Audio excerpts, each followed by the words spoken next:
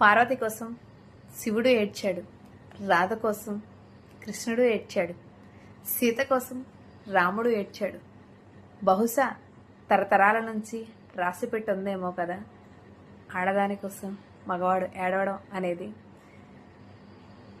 కానీ అది ఎందుకు ఏడుస్తారో తెలుసా? ప్రేమ కోసం. అమ్మాయిలు మీకు ఒక్క మాట చెప్తున్నాను వినండి. నువ్వు ఎన్నిసార్లు చీకొడుతున్నా ఒక అబ్బాయి నిన్ను ప్రేమిస్తున్నాడు, నీ భర్త నిన్ను గౌరవిస్తున్నాడు అంటే దాని అర్థం ఏంటో తెలుసా?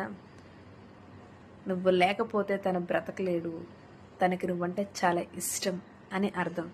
అంతేగాని తప్ప నువ్వేదో తనని బానిసలా చేసేసావని నువ్వు ఫీల్ అయిపోతే అంతకన్నా దుర్మార్గత్వం ఇంకొకటి ఉండదు, అంతకన్నా అమాయకత్వం కూడా ఇంకొకటి ఉండదు. కానీ నువ్వు తెలుసుకోవాల్సింది ఏంటంటే, నువ్వు ఎన్ని అంటున్నా కూడా తను నిన్ను వదలట్లేదు అంటే నువ్వు ఎంతో అదృష్టం చేసినట్టు, ఆ అబ్బాయి నిన్ను ఎంతగానో ప్రేమిస్తున్నట్టు అర్థం. అంతేగాని తప్ప నువ్వేదో గొప్ప కాదు, తనేది చులకన కాదు, స్త్రీని చాలా గౌరవిస్తున్నాడు అనే అర్థం.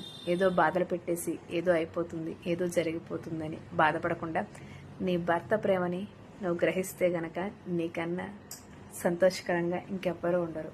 అర్థమవుతుందా మిత్రమా? గుర్తుపెట్టుకో ప్రతి అమ్మాయికి.